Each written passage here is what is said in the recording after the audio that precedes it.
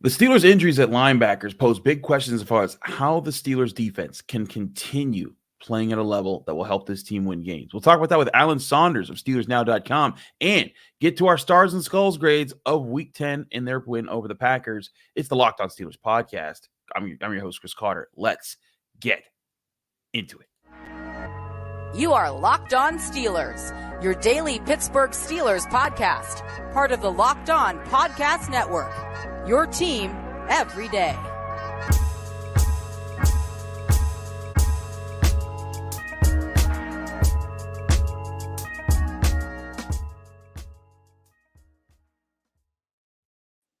Hello and welcome to the Locked On Steelers podcast. I'm your host, Chris Carter, bringing you your daily dose of all things on the Pittsburgh Steelers. As always, you can find the show on your favorite podcasting apps and on YouTube. Like this video if you enjoy it. Subscribe to this YouTube channel to get all of your daily Monday through Friday episodes, as well as our bonus content. We thank you for making us your first listen every day because we're your team every day. And today's episode is brought to you by Jace Medical. Empower yourself when you purchase a Jace case, providing you with a personal supply of 5 antibiotics that treat over 50 infections. Get yours today at jasemedical.com. That's JASE medical.com. As I said before, we're joined by Alan Saunders of SteelersNow.com. He's back. Alan, let's talk about the Steelers injury situation, because you literally could not pick a worse time to suffer 2 season-ending injuries to 2 starters in a position than right after the trade deadline. And that's what happened to the Steelers. Cole Holcomb, knee injury, out for the season. This week, Kwon Alexander, Achilles injury, out for the season. And Elandon Roberts, we'll get to him. I thought he played very well for the Steelers in this last game. But now he has to work with Mark Robinson and practice squad guys. And this is the exact reason why they went and signed all 3 of those guys this year, was to not be in this position. And to me, this spells disaster. Is there a way the Steelers can mitigate this disaster and make it hurt them not as much? I don't know if you ever read the article I wrote on SteelersNow.com this morning. And by the way, it's a premium article. So if you're not a subscriber, use promo code Allen10, you get 10% off. Shameless plug. It's like Will Smith at the end of Fresh Prince, like standing there in the empty room. Like that's Elandon Roberts. That's Elandon Roberts right now. It's just like, what just happened? It's gonna be tough, man. There's not really any way to sugarcoat it. Like there's no easy answer here. They built this trio intentionally. They felt like they had, maybe not one guy that could do every single part of this job, but 3 guys that in tandem could really get after it. I think it was starting to really work. That's the really sad part of it, is that I felt like, that Tennessee game, they're playing great. Lose Cole, still playing pretty well. Lose Kwon, like it's a tough blow. I don't think they have anyone in the building that can replace the coverage abilities of those 2 guys. At least nobody with ILB next to their name right now. I just don't think that person exists. Now, Mark Robinson's fast enough to do it. Yes. He's a good athlete. He was a running back.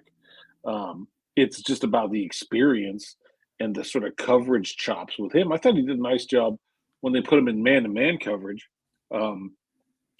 against Green Bay. The zones will probably still be tricky. Some of the run fits might still be tricky. Elandon Roberts is going to have to carry a lot of the load. I mean, there's just no question about it. Yep. And he did that. We'll get to his grade in the Stars and Skulls segment. I felt like he did that in this last game. I mean, there were so many plays that I was just like, man, he is holding it down. But that's just a lot to put on one guy at a position. You need Mark Robinson to step up. But so I came up with some alternative proposals as far as how they could do it. This isn't finding some amazing practice squad player that plays for someone else. I'm not talking about that. I'm talking about mitigating circumstances the Steelers could do to help with the linebacker spot right now. And again, Mark Robinson needs to be a part of it. He can't not be part of it. He's going to start. Right, he's going to start.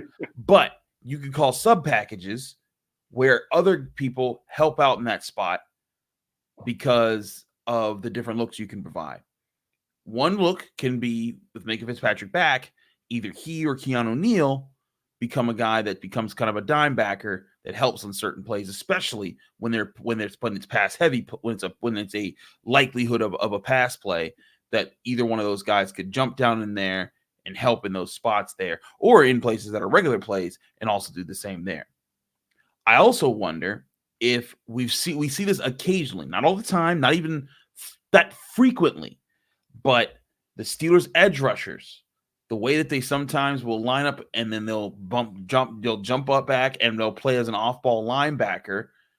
Again, I'm not saying every play, but if you can rotate the safeties and who comes up, Mark Robinson a part of that. Make the edge rushers, switching off and doing that. Maybe even calling more sub packages where you have 3 edge rushers on the field all at the same time, and one of them, and like they're just kind of lining up in different spots, and then one of them just drops back and is that guy. Maybe you can find answers that, again, not erase this problem, not make it not matter anything, but mitigate it. Make it not as big of a problem for the Steelers as it currently looks like, because right now, if you look at this at the Steelers situation, they've been able to improve against the stopping the run. They've been able to help cover over the middle, but with Kwon Alexander and Cole Holcomb gone, you've now lost a lot of the assets that have been a big part of that, despite them not being maybe like huge turnover creators for this defense. Yeah, I think the guy that comes closest on the team to replacing the skill sets of Kwon and Cole is Keanu Neal. I think you can probably just play him at linebacker, and it's not a disaster. Honestly, I haven't been playing that great at safety, so it's not like it's once Minkah Fitzpatrick comes back, it's not like it's a huge deal. Now, I do think they have some time here. This week is not that pressing. The Browns don't do that much in terms of things that you would really need cover linebackers for. David Njoku is such an athlete at tight end that you just have to treat him like a wide receiver. You cover that guy with a safety anyway. Like, you're not putting linebackers on that guy no matter what. Kareem Hunt, at this point in his career, not this devastating guy out of the backfield, certainly not even as good as he used to be.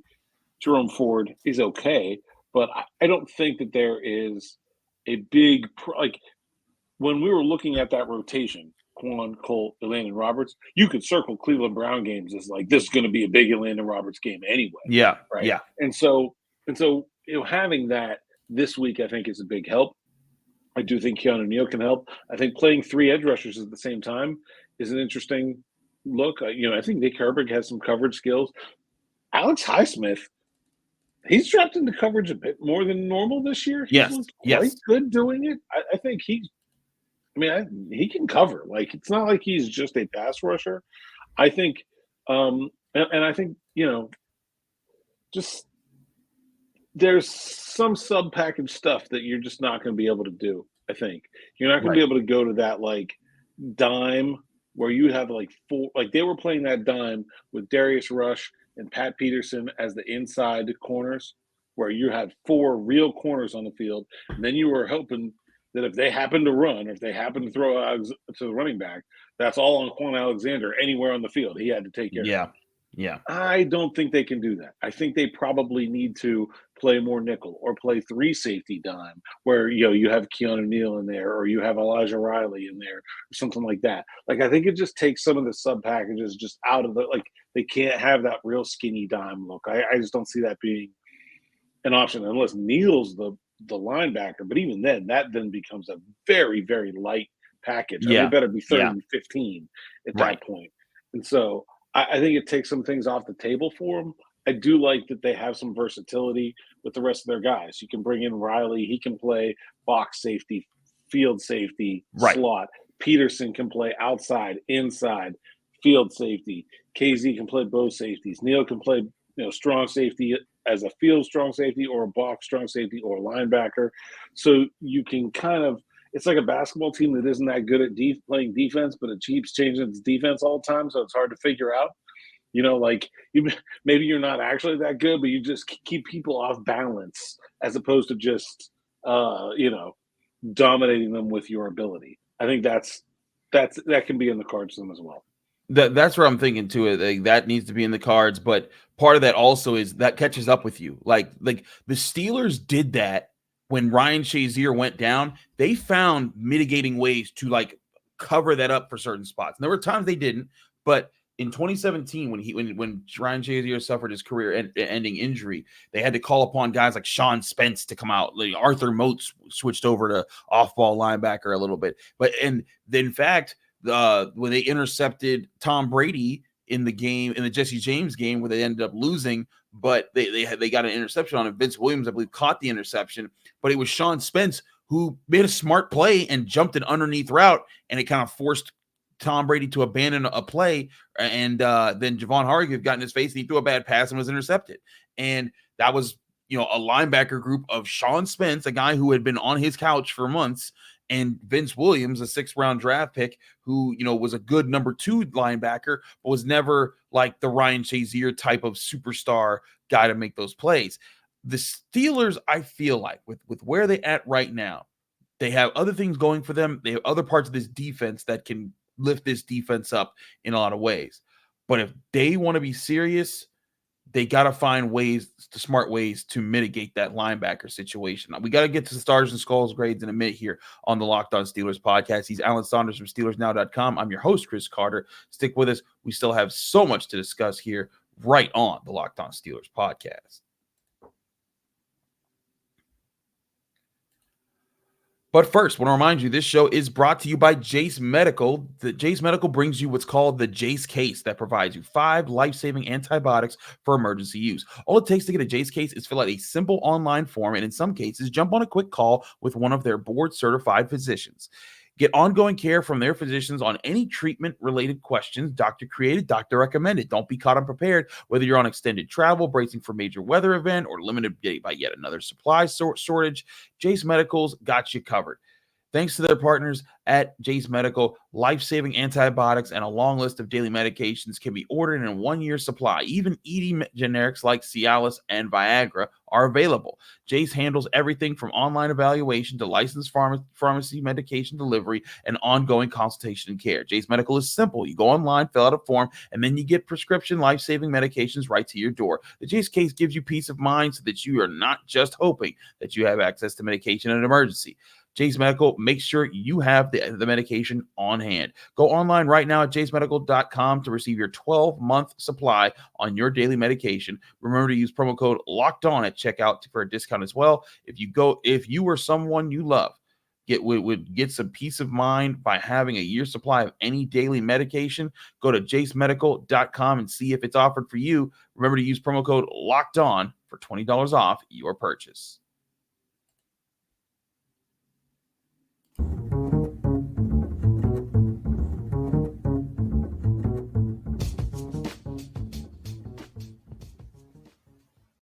Back here on the Locked On Steelers podcast, I'm your host, Chris Carter, here with Alan Saunders of SteelersNow.com.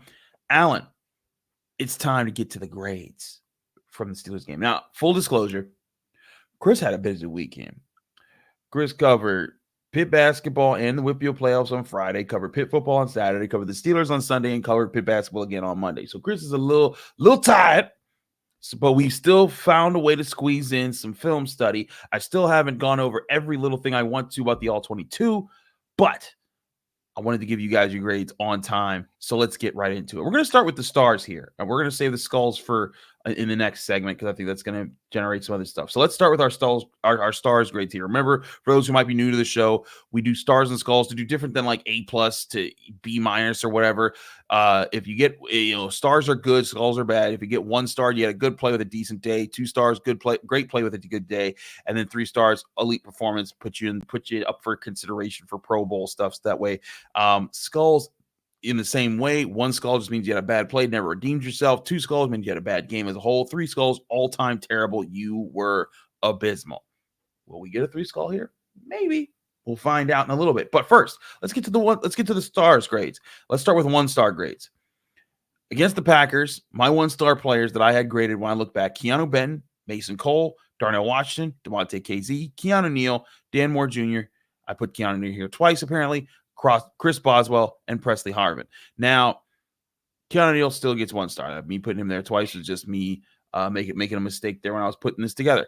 But I look at these 1 stars, and part of this is, especially on the offensive side, is that you see guys like Mason Cole, Darnell Washington. Neither of them have been overly dominant. Also, Dan Moore Jr. falls in this, but they are coming together. They're part of this offensive line taking steps forward, and I think that that's just as important as getting some of the star power that you get from Broderick Jones and from when Isaac Seumalo and James Daniels start to step up. Man, I think I might have given Darnell Washington 2 stars. When I went back and watched this game, he blocked his butt off. He was in front of every big run. I mean, he was really, I mean, I think this was really the first time we've seen him look like a guy that could be the player that we thought he could be. He also caught a pass. He was open another time, and Pickett should have thrown it to him, and he didn't. Yep. I think he had a really good game. I might have bumped him up. I think I agree with, Mason Cole. The holding penalty really killed that drive. Mm-hmm. I think for me, he's got to know better than that. It was unnecessary. Maybe you get away with it, but I might leave him at neutral just because that. I mean, holding penalty on 1st and 10 is just a drive wrecker, and they were in good field position too. And I'm not sure I'm not sure he did enough in the rest of the game to make up with that one for me. But most of the rest of those guys I agree with. KZ and Neal had up and down games, but had big plays. And so you'll take fourth quarter interceptions in the end zone as big game saving kind of plays, even though there was a lot of negativity early. So I think for the most part we're on the same page here. Okay, cool. Let's get to our 2-star grades here. 2-star grades. I got Joey Porter Jr., Alex Highsmith, Patrick Peterson, Isaac Seumalo, and Najee Harris as my 2-star grades. Now, let's start with the corners here. Joey Porter Jr., Patrick Peterson. I felt like Patrick Peterson, this might have been his best game. He had the breakup that led to Keanu Neal's interception, and you cannot forget the blocked extra point. I might revise this and give him 3 stars, because if he doesn't block, you know what? Yeah, we're officially doing this. Patrick Peterson is now revised to a 3-star grade, regardless of my my slides here that I've prepared for this show. I've been going back and forth about a lot of different things, but man, when you look back, if he doesn't block that extra point, Green Bay's kicking a field goal at the end of the game, and then they're going to overtime, and beyond even just the Steelers potentially losing, we would have been in the press box for another hour and a half, and that right there deserves a 3-star performance from Patrick Peterson by itself. And the tip to Keanu Neal was perfect. It was perfect. Beautiful. And that was Christian Watson too. That wasn't just a 4th stringer that he was covering down the sideline. That's the guy that's supposed to be the big answer that they drafted to get for Jordan Love. And he had 2 catches for 23 yards in the game. I think Porter was on him some too, but I really thought that Patrick Peterson was very good in that game. The extra point comes up huge. The tip comes up huge, but also just his steadiness and his professionalism. Yeah. No Minkah, already a big communicator on the back end. Then you lose Kwon in game, and you could really see Elandon Roberts leaning on Patrick Peterson to get the calls communicated, to make sure everybody was lined up right, to make sure things were happening the way they're supposed to be happening. It's just a situation where a veteran presence becomes really, really important. And you could tell, they didn't want to throw. I mean, I think his passer rating against was 16 or something like that. I think I saw.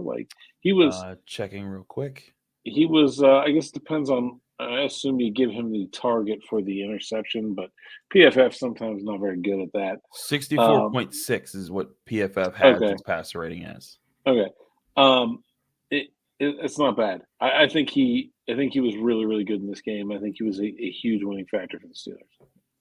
I think so too. He was really big there. Again, we're going to revise him to the 3-star grade because, again, the extra point, the coverage he provided, all crucial for the Steelers. I'll say this. I'm not sure about Alex Highsmith with the 2. I think I might have left him at 1. I didn't think the Steelers edge rushers did enough. I mean, they got chipped a lot, but I thought this was their worst game of the year by far, and there wasn't enough impact on Jordan Love. See, I thought that early on, and then I went back and watched, and there were times that they were getting pressure, and they did speed up a couple things. It didn't do it. They weren't game wreckers, but they were still good here, and we'll explain a little bit more of that in my 3-star grades coming up here, because I did give TJ Watt 3. He got 8 pressures in this game. Like when you get 8 pressures and you do get a sack, and your defense is part of does make the stands. I had to give it to him because I was thinking the 8 tackles too. Yeah, he was all over the place. That's why I had to give him 3 stars. I gave Alex Highsmith 2 stars because he was also getting busy in that. Alex Highsmith also broke up a pass in this game. So it's funny, but these guys, they didn't both score touchdowns like they did against the Browns, but they both still had they found a way to impact the game. And I think that's what makes them the best edge rushing duo, is that it's not just when everything's handed to them. They're working hard to make plays, even when they're not in their natural forming positions or whatever. Yeah. When I do a pregame, primer story for SteelersNow.com, and I make 3 predictions for the game, right? I pick the game against the spread, I pick the over under total, and then I pick 1 player prop every week to pick.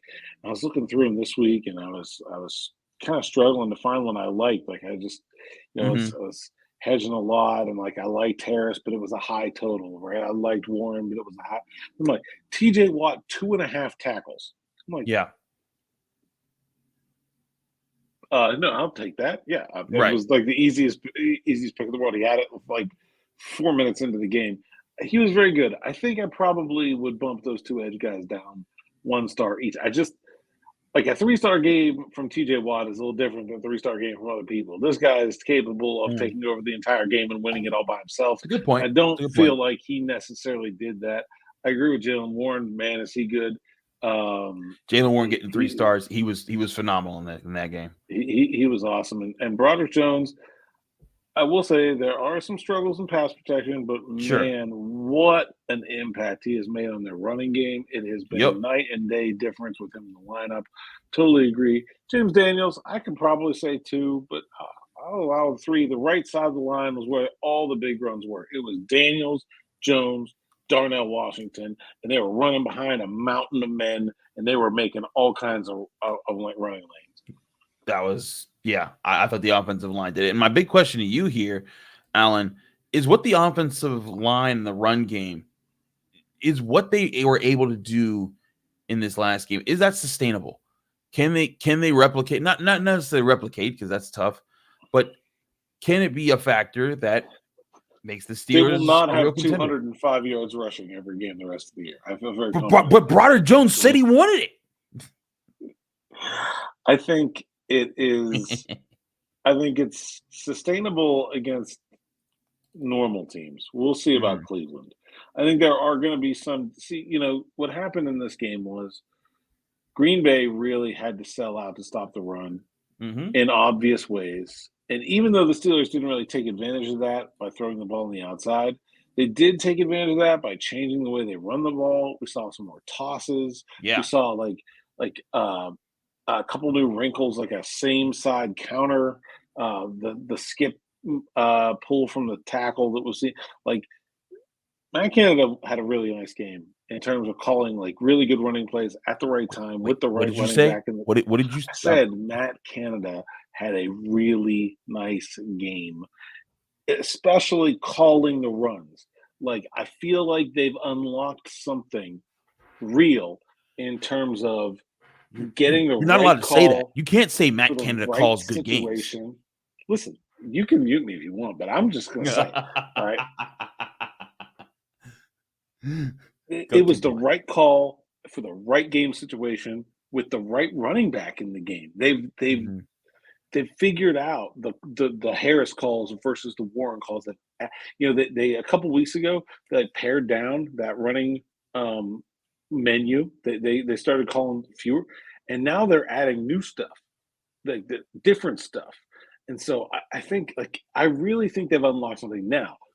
Cleveland is just a better defense than they are in offense. They are not going to be able to go do the same things that they did against Green Bay against Cleveland, but it feels sustainable against, I don't know, normal defenses like Arizona. Yeah. Well, I mean, look, Arizona, New England, Indianapolis, like Cincinnati, Seattle, even Baltimore's Yeah. defense. Yeah. Like this week, okay, struggle. But the rest Mhm. of the way, yeah, I think they can keep doing that. Be very interested to see if they do. Again, our three-star grades were Jalen Warren, TJ Watt, James Daniels, Broderick Jones, and Elandon Roberts. Elandon Roberts played his butt off. I said this live during the game. There were the red zone trip, one of the red zone trips where they held them to a field goal. If he doesn't do that, he made 2 plays, a tackle on a shallow cross that would have been a touchdown if he doesn't make the tackle. And if he doesn't make the tackle on a screen, it's problems. And He pushed that screen back, and Kenny Benton ended up making the tackle, but he made a great play to get around in front of it. yes, He was he slowed it up. It was He awesome. he was awesome. That's why I gave him a 3-star grade, even though he doesn't have like a technically a forced turnover. He gets points for those kind of things. We'll talk about more of that on the other side of the break here on the Locked On Steelers podcast. I'm your host, Chris Carter. Stick with us. We still have a lot to discuss and to get to our skulls grades for the Steelers win over the Green Bay Packers. But first, we got to remind you this show is brought to you by FanDuel Sportsbook, the #1 sportsbook in America. Right now, new customers get $150 in bonus bets with any winning $5 moneyline bet. That's right, $150 if your team wins. If you've been thinking about joining FanDuel, there's no better time to get in on the action. And the app is easy to use to bet on spreads, player props, over-unders, and so much more. Visit FanDuel.com/lockedon to kick off the NFL season the way that you want to the rest of the way. FanDuel, an official partner of the NFL.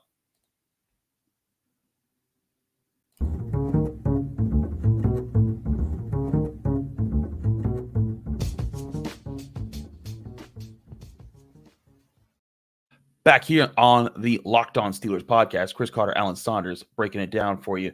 Alan, let's get to our skulls grades here, because this might make some people upset by who does and doesn't have skulls here, but let's get right to it. Let's start with 1 skulls. There's only a few in this game, not a whole lot. But Kenny Pickett's on that list. And listen, I did a quick film thread before I covered Pitt basketball on Monday night, and there are some instances where it's not as much on him, but in general, it is. And I think Kenny Pickett can turn around. I think Kenny Pickett can end up being the guy. But I think if you're honestly evaluating what he's doing right now and the opportunities that are there, he's not doing enough. Just me. I agree. I thought Kenny didn't do enough. I thought Deontay Johnson had the big drop.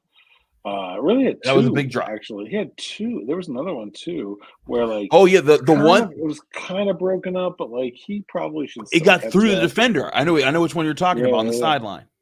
Yeah. Not really. Now he was on the injury report with a thumb injury after the game, so I don't know. Maybe that was bothering him. I didn't think it was necessarily good enough from Deontay Johnson. It certainly wasn't good enough from Kenny Pickett.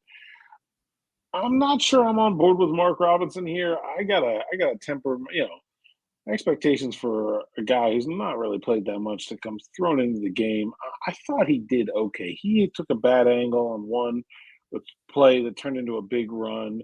But I thought he covered better than I thought he could. And I don't know. In general, I thought he just kept his head about him in a bad situation. Maybe he didn't play that well, but I liked the fight and the energy. I think I would leave Mark Robinson off this list, but I have to add someone to this list. Okay. Who I don't think, maybe you will have him later, but Presley Harvin, and not necessarily because he did not punt the ball that well, but did you see the scrum at the end of the game? Oh, when he just dipped out in the fight. He's just running away, man. I was going to say, because he averaged 56 yards a punt. I'm like, what did he do wrong? Some punters, you could be like, all right, what are you going to do? Press can move some bodies. Get your head in there. He's a bigger dude. Get your head in there. Come on. That is funny. No, you lose no points for pointing at that. That was actually pretty funny. I think the funny first of all, because here's the other thing: you see Chris Boswell take on 3 offensive linemen. Right, Boz is like one of Press's legs. Come on, get in there. I thought the most impressive part of that though was beyond Rodney Williams saving Danny Smith, Minkah Fitzpatrick on the sideline. Minkah kept Demonte KZ from getting a fine. Let's just exactly. Say that. I mean, and he just the way he did it too, because like it looked like KZ was like right over top of the dude. He was just ready to go. He was ready to fight, and then Minkah just pushes him off, and I thought that was something there. But again, yeah, 1-star grades: Kenny Pickett, Deontay Johnson, Mark Robinson. I'm not going to crush Kenny Pickett as much in this game because there was pressure there, but he needs to figure it out. The only reason I put Mark Robinson there is just because just talking to Steelers, when he came on the field, there was a lack of communication, and that's something that they needed to be able to work on and fix, even so slightly. But I think that Mark Robinson just has not been in the best positions so far, and sometimes that's not your fault. He's just he got drafted to a team and he's working his way there, but just me, I think that could as excited as everyone is to see Mark Robinson hit somebody, because that's what his MO has been, and it should be. That's who he's been. I think everyone's kind of tired of waiting to see it. Go hit somebody and don't get hurt doing so. They can't afford it anymore. Yeah. So there's that. Let's get to our 2-skull grades here real quick. There's only one guy, and it's Levi Wallace. Now, I don't give him a 3-skull grade because there were plays, the touchdowns in particular, in which I thought he should have had better safety help. And that's also why I didn't give Keanu Neal more points or more skill, because I think that he was very much part of the second touchdown. But I look at Levi Wallace right now, and I see a cornerback that, when everything's lined up and they have a favorable mismatch or a favorable matchup, it'll work out for you, or you can again mitigate it. I'm using that word a lot today, but I really think Levi Wallace right now, they need another answer.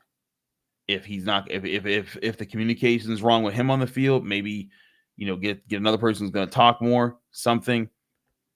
I think that Levi Wallace. And I've been a person who's defended Levi Wallace, when he stepped up and made plays, but I think the rope is getting thinner over there. I actually think he wasn't that bad in this game after rewatching it. Like, both touchdowns, I think, were really on the safeties, not him. I mean, the first one, I don't know. It looks like there's a miscommunication between him and Demonte KZ. He is certainly playing like he expects KZ to pick up his guy. KZ doesn't. The second one, there's no question that Keanu Neal should be picking up his guy, and he doesn't. He lets him run right past him. I think there's, I think Levi Wallace has a very specific job in this defense. He is not that good of a corner. Okay. No. He's supposed to keep a lid on it. He's supposed to catch and tackle the catch. That's what he's there. They don't need interceptions. Although he's been good at that in the past. They don't need a ton of pass breakups. They don't need him to draw the big assignments. They just need him to tackle the guy who catches the ball. And I think most of the time he's done a pretty good job of that. And where things have fallen apart has mostly been in those interactions between him and the other guys. I don't feel like it's all been him. I think, look, I mean, they're down guys, right? Like, if you're talking about moving Keanu Neal to linebacker, okay, somebody's got to play safety. Now, if it's Minkah Fitzpatrick, great. But if he's not back, to me personally, I'm playing Patrick Peterson at safety, and I'm playing Levi Wallace at corner, and I feel better about that than I do any of the other options I see for filling that role. I think you can play Levi Wallace, especially let Joey take care of Amari Cooper. Like, the rest of those Browns wide receivers don't scare me. Yeah. Yeah. I'm right with you. I think now, do I want to T. Higgins in 2 weeks? No. Okay. No. That's a no. But I think this week is a good Levi Wallace week. I think he can help him get through this. I I just think he's the obvious target, like you're saying. Like, if I'm trying to pick apart the Steelers defense, that's the guy I want to throw at. But that's not really his fault either. He's just doing his job.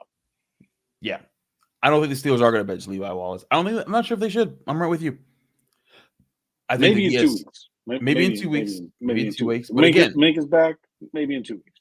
I think part of this would be, preparing, in case that does happen. But I think that the Levi Wallace might have a little bit more. What do you call it? I guess space to make those mistakes because they just don't have that many guys. If Corey Trice is healthy, maybe this is different. But Darius Rush is here from training camp and coming in the middle of week 5. Yeah, I agree with that. But yeah, man, I think that it's not as easy as people try to make it out to be. But that's why we do Stars and Skulls, to evaluate the grades here on the Locked On Steelers podcast. He's Alan Saunders at SteelersNow.com. Alan, thanks for joining us. Let people know some of the work that you got coming up. Yeah, SteelersNow.com ran about Broderick Jones today and talking to Mike Tomlin, so we'll have all the news from that. Steelers Afternoon Drive podcast, me and Smitty talking. I think we got a big Kenny Pickett episode coming up this week. I don't know if it's going to be today. We'll see how much news we got from Tomlin, but we're gonna get into it about Kenny at some point this week. Maybe it'll be tomorrow. Chris Carter of the Locked On Steelers podcast joining us. That'd be a lot of fun. Just saying. Yeah, we'll see. We'll see how much news we get. If we get a lot of news, we won't be able to do it today. But if we don't get much news, then we'll go for it. It's a great thing about having a podcast in the afternoon. I just talk about whatever happened that day every day. I don't have to think about anything else. There you go. You smart. Anyways, he's Alan Saunders of SteelersNow.com. Thanks again, Alan, for joining us here in the Locked On Steelers podcast. I'm your host, Chris Carter. Follow me on Twitter and Instagram at Carter Critiques. Read my work at the Pittsburgh Post-Gazette. Find me here on your favorite podcasting app or on YouTube. Like this video if you enjoyed. Subscribe to this channel to get all of the daily content we release. Thanks again for tuning into the Locked On Steelers podcast. Chris Carter and Alan Saunders back with you tomorrow. Talk about your Pittsburgh Steelers.